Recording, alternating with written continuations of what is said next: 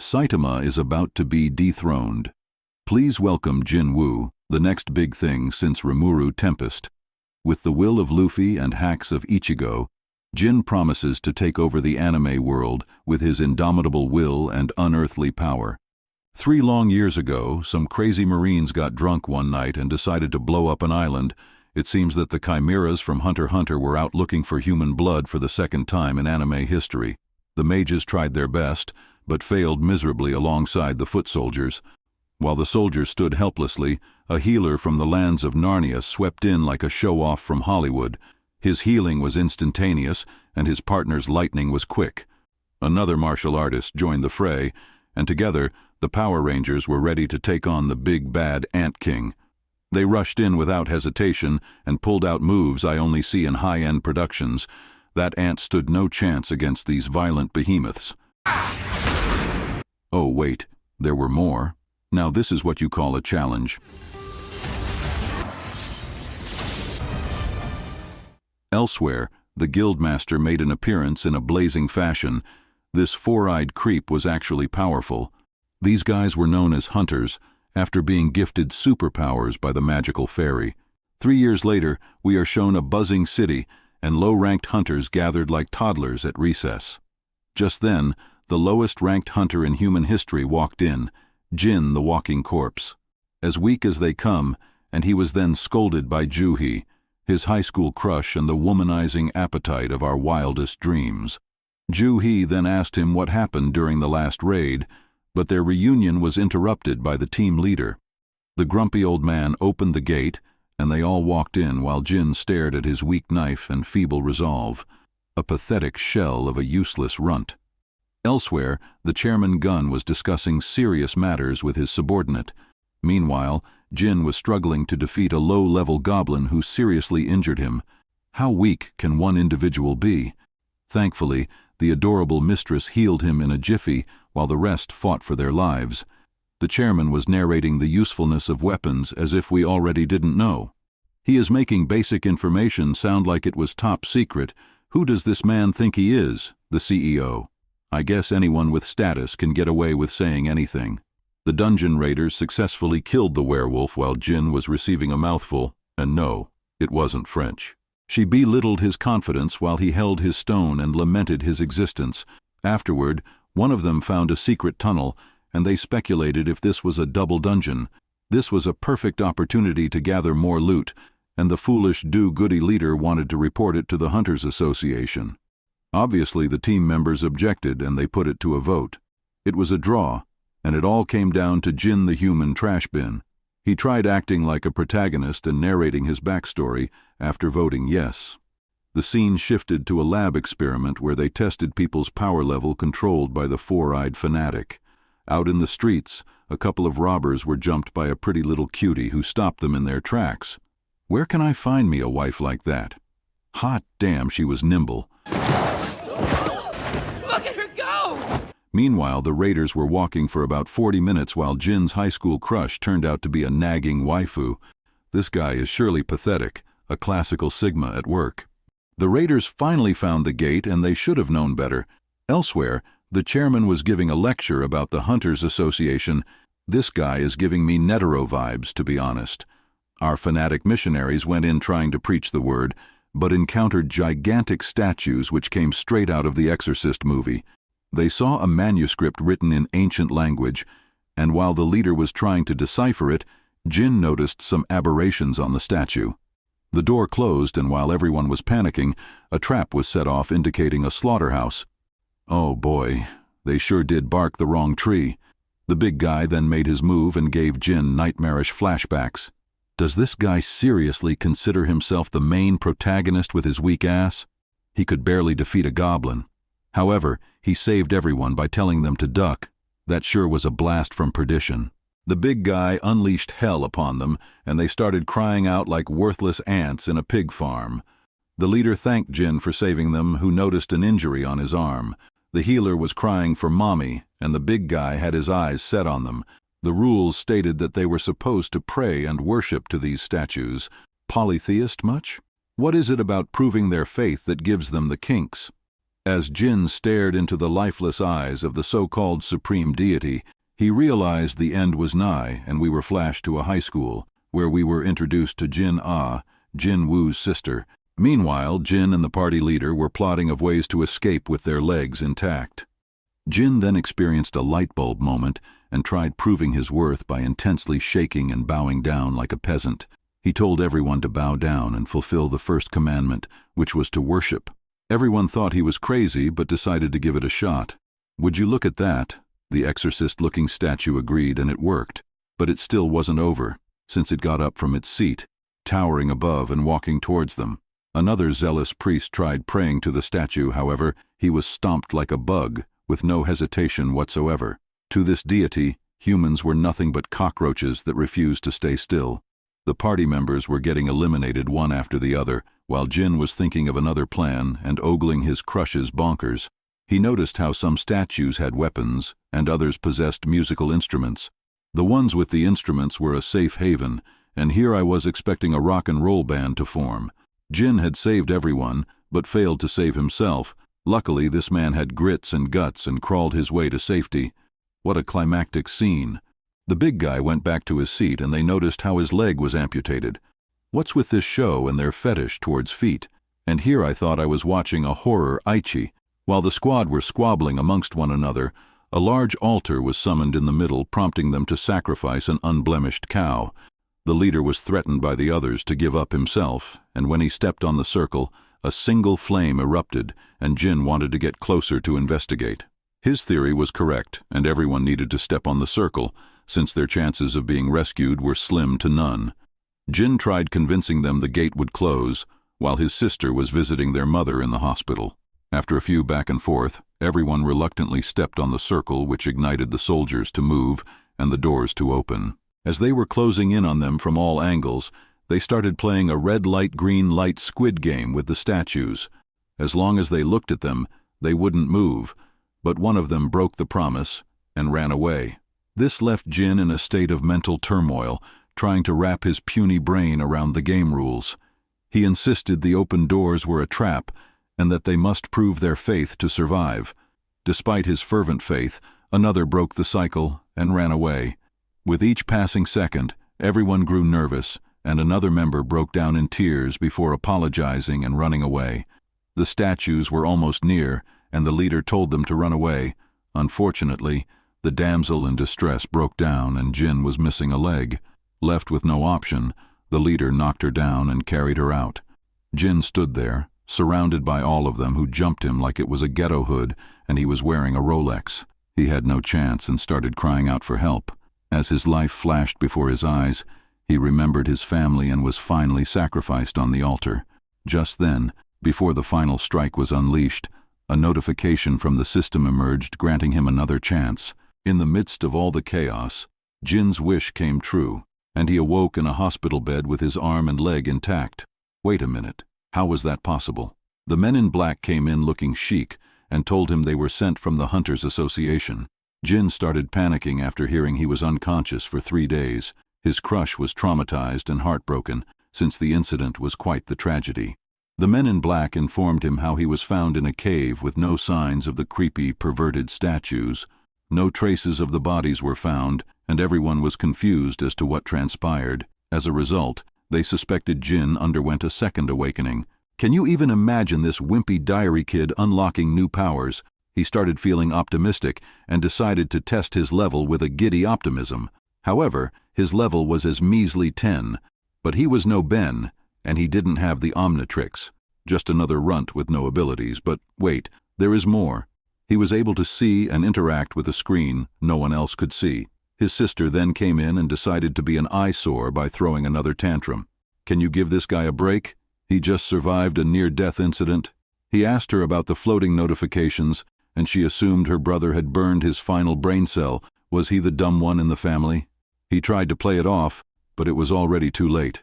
As he stood there staring at the notifications and challenges, he was forced to do push-ups and sit-ups, but knowing his lazy ass, the dude just refused. The men in black, on the other hand, were reporting to their boss like they were in a Yakuza gang. They lacked the tattoos, though. Elsewhere, the Four Eyes was interviewing his next secretary, and I see 2 reasons why he would hire her. Out on the streets, another gate suddenly opened, and Jin was awoken by a sudden tremor. Before he could realize it, he was teleported to a desert filled with devious centipedes. The nurses couldn't find him, since our boy was running for dear life like a deranged maniac on life support. He was this close to getting gobbled up before he was sent back crying like the wimp he is. The following day, he was feeling pumped and decided to go out for a run. His gorgeous crush was still trying to recover and went to the hospital pay him a visit. Well, we all know where this is going to go. She saw him running and Jin stuck doing mundane chores from the persistent notifications. His stats were growing like crazy, and it seems he was starring in a weird reverse isekai, chilling in his bed, unlocking crazy treasure and powering up like a boss. The news were trying to warn everyone about the new gates, and it seems the broadcast was mandatory upon everyone. Way to shove it down their throats. In a flashback, we saw how Jin's mother fell ill and was struck by a fatal disease. Jin tried working hard to support her and ended up becoming a hunter to afford the hospital bills. This guy was no use and everyone kept scolding him, but now he is an entire beast altogether. He used the special key to unlock a mysterious gateway, and upon stepping in, the doors closed behind him and he stepped into a different dimension. He had to clear the entire dungeon before escaping, and things did not bode well for him. As soon as a couple of goblins showed up, he almost shit his pants trying to block their attacks. They jumped him since goblins rarely fight fair, but despite their numbers, he stood his ground and slayed the egregious mongrels in one go. Unfortunately, a gigantic werewolf showed up and had him shaking like Elvis in his prime. I told you he was a coward who was good for nothing. He wasn't about that life and was almost mauled to death. Barely dodging the attacks and jumping around like a deranged monkey, Jin's athleticism allowed him to move freely and anticipate incoming attacks with precision. His counters were lethal, and his aura was increasing. The battle between man and wild beast continued, with the human unleashing a fury of attacks. Bare-handed, he stood no chance and was backed into a wall. With no support in sight, Jin leaped into his inventory and siphoned the sword of fate. With one cut, he successfully boosted his rank. Now left with the taste of blood, his lust doubled alongside the beasts of perdition, who easily blocked his attack until he caught them off guard. With one remaining, he managed to instill the fear of God unto it, and rested for a bit while checking his stats. A level 2, noob without powerful attributes. Still the lowest of the bunch. Jin contemplates how far he could go, and how powerful he will be if he continued upgrading at this rate. Might as well dream big, am I right? As he enjoyed the spoil of his hunt, he started understanding the rules of the system and was introduced to an internal market. He was able to buy abilities and sell items, basically a Far Cry RPG game. This sounds a lot like Skyrim, doesn't it? But looks as hard as Sekiro. Who knows, Jin might have the potential to beat Kratos in a one-on-one fight after he finishes powering up.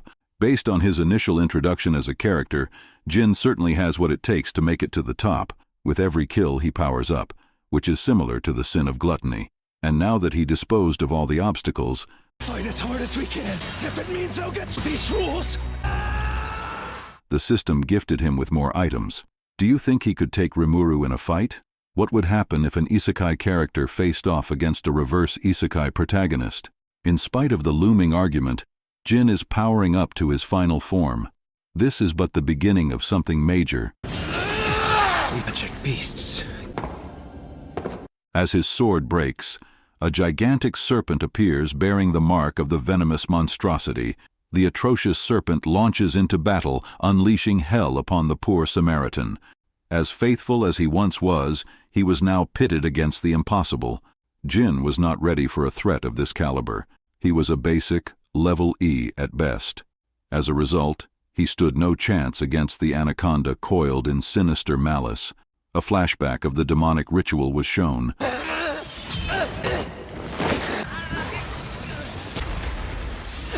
Yes, I am. Motivating him to unlock his deepest desire to win.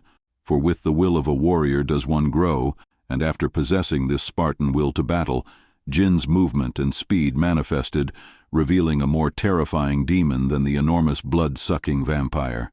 After having defeated the serpent, He rejoiced and admired his obtained reward, the venomous fang with a paralysis effect. Now that the dungeon was complete, Jin was teleported back to Earth where a soldier confronted him. Since he was a hunter, he was escorted out safely. Elsewhere, an atrocity of nature rampaged the city with newbie hunters trying to hold it off. After watching them fail, Jin observed his crush chalking in the heat of the moment. As a result, he intended on helping them with a single shot.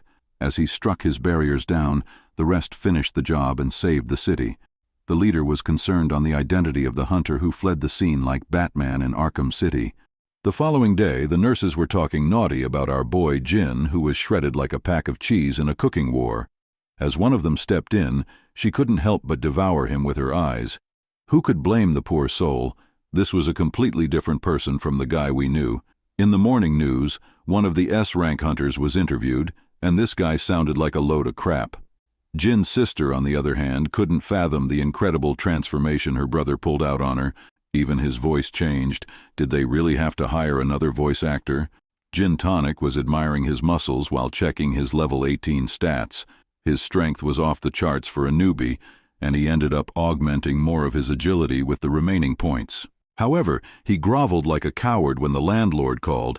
I guess everyone has a boss, huh? Even hunters had something to fear. He scrolled his phone for a bit while thinking of ways to earn money and decided to try out higher-level dungeons. Isn't he getting a bit cocky, though?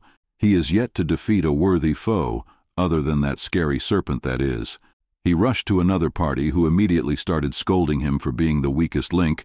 I guess his past will continue to haunt him for the rest of his lives, or at least until he reveals his true powers. Based on the way he acts around them, I doubt he'd do it anytime soon.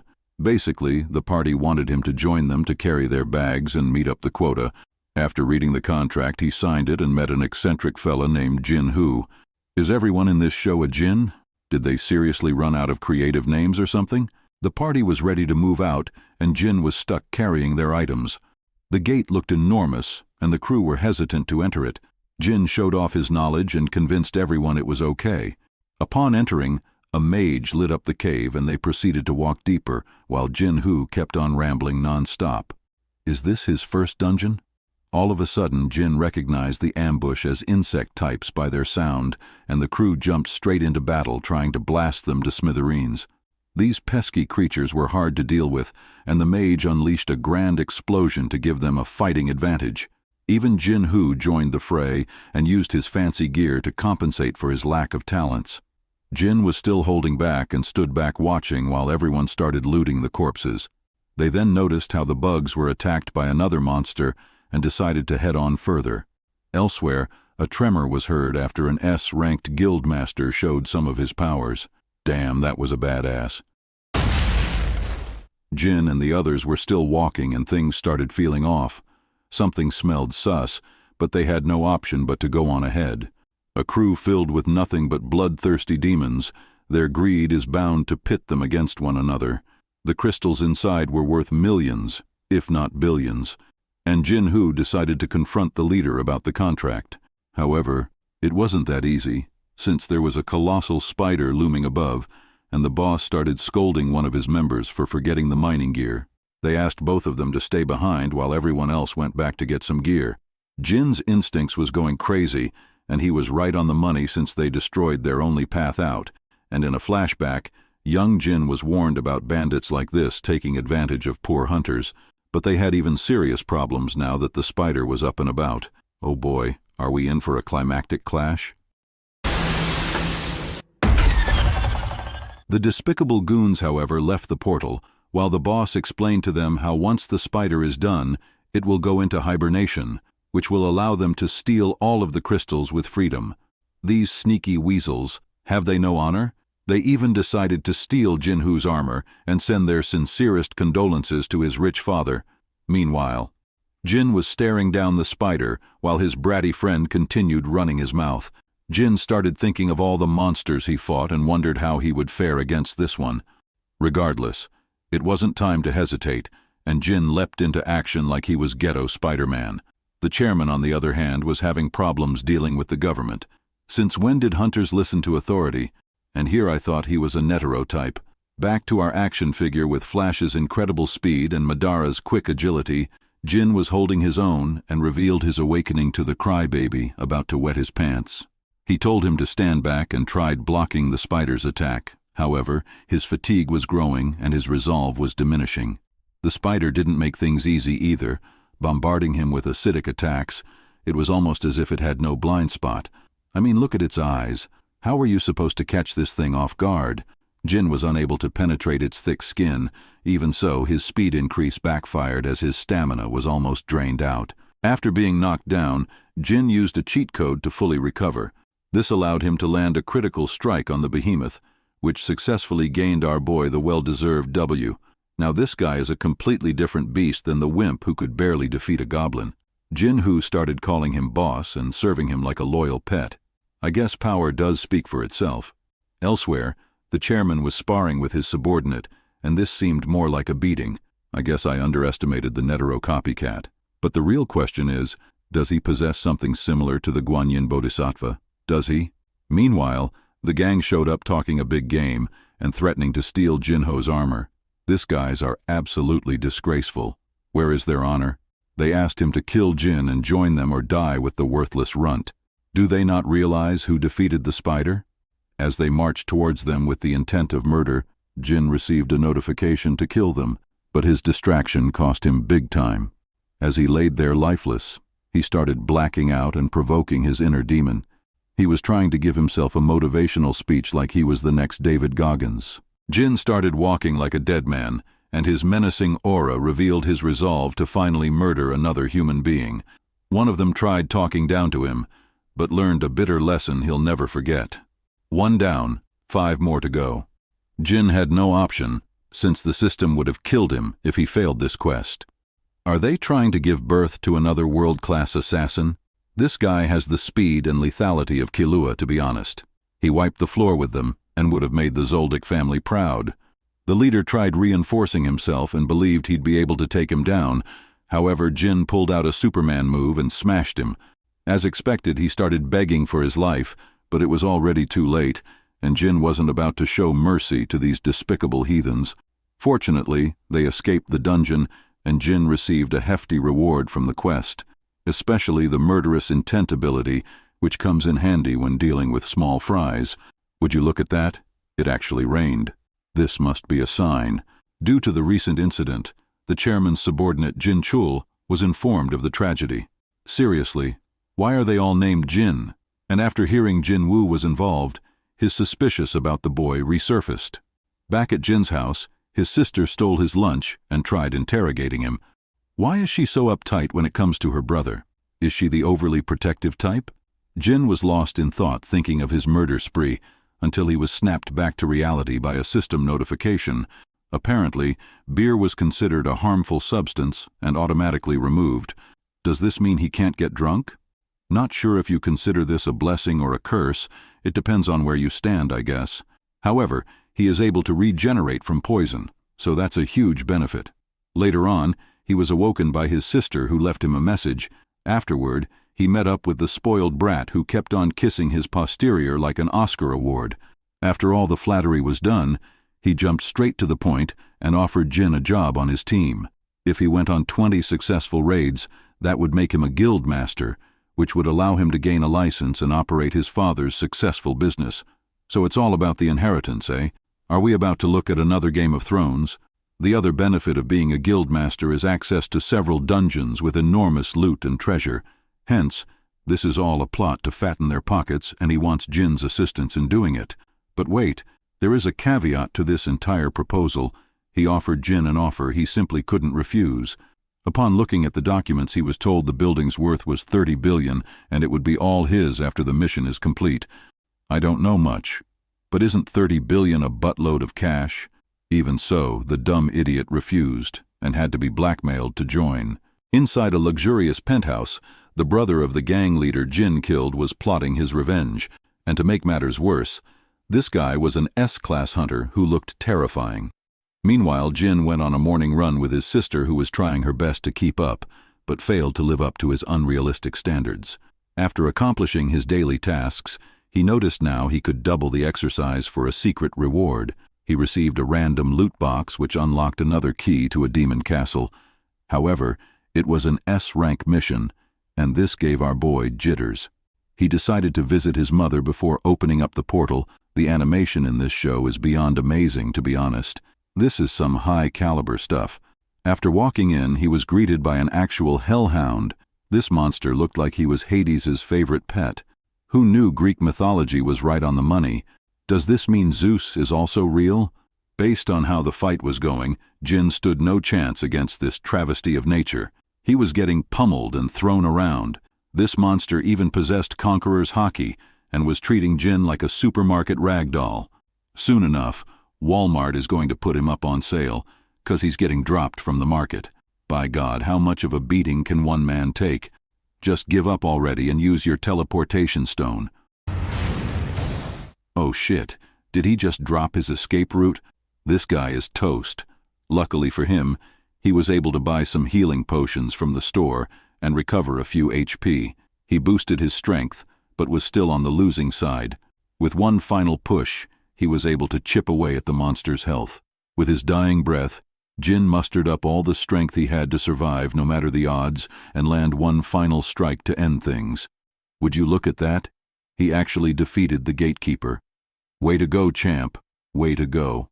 Afterwards, he went to visit his mother and promised to gather all the ingredients necessary to make the elixir of life, since that was the reward he received after defeating the gatekeeper. He met up with the spoiled douche to fully accept his terms, but under one condition, of course. No other people are allowed, since he doesn't want his secret to blow up. Since 8 members are required, Jin suggested hiring buffers to fill in the positions. Meanwhile, another gorgeous hunter was running a track, and boy, oh boy, was she certainly my type. Inside the car, the spoiled brat was receiving a tedious lecture from his pompous father, who had a grudge against the government. He kept on ranting about them endlessly and seemed to envy them since they monopolized the dungeon business. Now that he is caught up, he wanted a share of the loot and decided to penetrate into the business and establish his own guild. How high are this man's aspirations, I wonder? Jin, on the other hand, was still stuck completing his One-Punch Man training routine. Doesn't he know that there's only one Saitama? And he ain't him, not yet at least.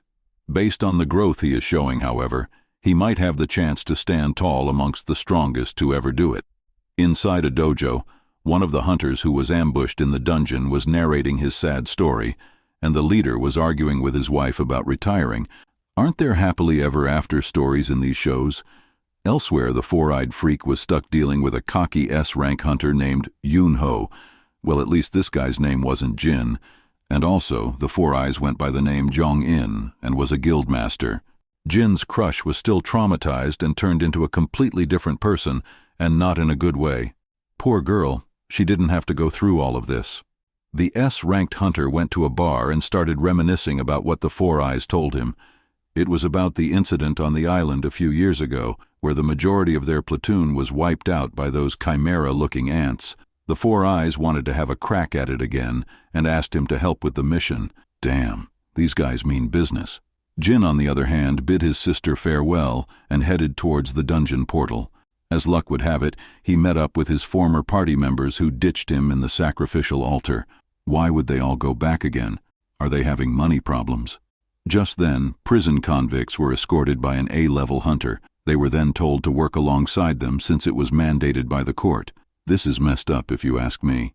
Regardless, Jin was confident about his abilities and they all walked into the dungeon. As soon as they stepped foot, goblins started attacking them, but the hunters were holding their own against these low lives. Everyone was impressed with Jin, since last time they knew him, he could barely dodge attacks. Soon enough, they had to split up since the roads diverged. Afterward, the party members decided to apologize to Jin after this dungeon was over, while the convicts were having fun with the goblins. The hunter who was with them was seen taking a bribe from a father who witnessed his daughter being used by the 3 convicts. So, an assassination. Job, huh? I'm guessing this hunter is one of those corrupt officials. After making them suffer, he was confronted by the other hunters and had to be dealt with. Jin heard a scream and saw his teammates brutally massacred. While they tried to heal them, he confessed what happened and tried apologizing with his dying words. Soon after, They were ambushed by the hunter who showed his true colors. He had the perfect cover story prepared for the Hunters Association. Left with no option, one of the hunters decided to stand up to the big bad wolf. However, this guy was nimble and kept on dodging his attacks and countering with his own. The old man tried his best to hold him off, however. Based on how the fight was going, Jin had to intervene before another soul perished in the hands of this cruel lunatic. Now is where the real fight begins. His second awakening was blatantly obvious, and now his secret was out in the open. These two were about to go at it after all the emotional speech was over. This was bound to be a fight of Speedy Gonzalez's. One wrong move, and it would be the end of them. Just then, the system gave Jin a death notification, and this boosted his stats to the max. Even so, the coward used his stealth ability to attack from the shadows. What happened to honor among thieves? Jin healed his leg and was ready for round 2. This guy's aura is terrifying, to be honest. Jin was sensing his bloodlust, and after blocking his attacks, he used his murderous intent to overpower him with ease. What a monstrous human being. At this pace, Jin is bound to surpass even S-rank hunters. The creepy weirdo drew his last breath after learning of Jin's dark truth. Soon enough, he received a reward for completing the quest. A stealth skill. This should come in handy. Despite defeating him, Jin felt lost and asked them to leave while he headed towards the dungeon boss. Is this how an alpha male is supposed to act? Elsewhere, Ainz Ooal met up with the gang to ask them some questions about what happened, and they both hid his secret by claiming they defeated the creep together. Way to cover each other's back. That's what loyalty is all about in the end. Afterward, Jin went on a walk with his beautiful crush who confessed that she was scared. She was still afraid of dungeons and felt confused about what to do next. She reminded him how weak he was back then, but never gave up despite his timid nature. And this fact motivated her, however. She was finally ready to retire from this career and wanted to bid him farewell. Aren't you at least going to ask her out on a date? Jin then remembered the stern warning given to him by the men in black about how the S-rank hunter is seeking vengeance for his brother. This news caught Jin completely off guard, since S-rank hunters are known to be above the law. If they are coming for you, there is nowhere you could hide. Even so, Jin went ahead to complete dungeon missions to level up quick. The spoiled brat, on the other hand, prepared a decoy crew to meet the team quota and promised to pay them for standing idly. Where can I find a job like this?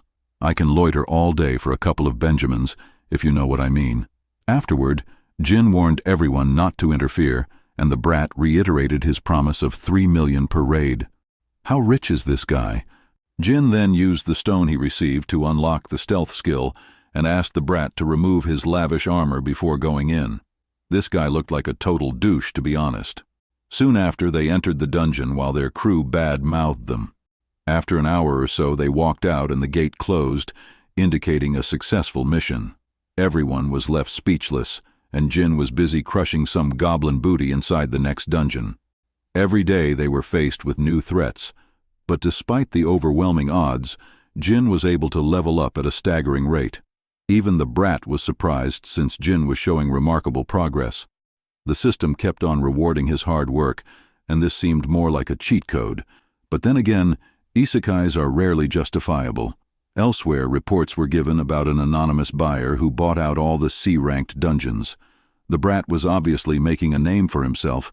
However, after seeing Jin's name, the reporter was able to put 2 and 2 together and link Jin to the double dungeon incident.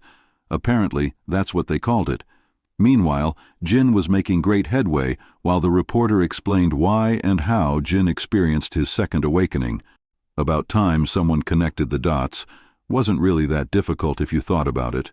After arriving at the gate, they noticed how everyone was chilling, and one of the female hunters decided to play gatekeeper and told them to buzz off. However, this answered his questions about how Jin was completing the dungeons on his own. Jong-in, however, was experiencing a harrowing nightmare about the island incident a few years back. Jin, however, went to the middle of nowhere to accept a job change request. Wasn't he a hunter? What are they planning on doing now? Also, who controls this system, and why did they choose Jin for this role? Regardless, The portal opened up in the most epic manner imaginable. As our boy stepped in, the scene shifted to the pompous bourgeoisie family. The elder brother made an appearance and started scoffing. Jin was walking into the palace when he encountered one of Arthur's forgotten knights. He immediately pulled out his weapon and braced himself for impact. The knight was undeterred since the blade wasn't capable of cutting him, and this proved to be a challenge for Jin until he used his bare hands to rip him limb for limb. However, there was more to come. The billionaires continued talking above table like they owned the country, and the older brother reported his success with external guilds. Afterward, he tried downplaying Jinho's efforts by calling his dungeon raids mediocre. Our protagonist, Jinwoo, was putting in some work and even encountered a stealthy ninja. It was controlled by a mage, and he had to deal with knights, archers, and magicians all at the same time. That's a whole lot of enemies on one plate. It's like a buffet out here, and Jin was draining his stamina quick. Elsewhere, the Four Eyes gathered up his crew in preparation, while Jin was finished wiping the floor with these peasants. His physical damage increased, and he also gained new gear, which synced to his body. Afterward, he was ready to face the final boss and bring an end to this dungeon. You can tell this was going to be challenging based on the aura behind the door alone. The Red Riding Hood walked out and faced him head-on. Igris, the Red Dragon Slayer. The intensity was palpable, and his hits were devastating. Igris was an S rank at best, and was beyond Jin's expectation. None of the opponents he fought possessed this level of speed, technique, agility, and strength. After contemplating his options, Jin discarded his weapon, and Igris did the same as well. Now, this was a night of honor. Meanwhile, the chairman was visited by his subordinate, and they received a call from the Four Eyes thanking them for approving the mission. This task was personal for everyone involved, and the chairman bid him good luck, since he'll need it. Speaking of luck, Jin needs a bunch of it in order to stand a chance against this monstrosity. Even bare-handed, he was tougher than an armored tank. Imagine if Igris joined the UFC, who would have stopped him? John Jones? Mike Tyson? Jin was begging for dear life and using every trick in his arsenal. However, it was insufficient against brute strength and flawless technique. Igris was making zero mistakes and capitalizing on every opportunity. He was literally punishing Jin and had him cornered on an empty throne.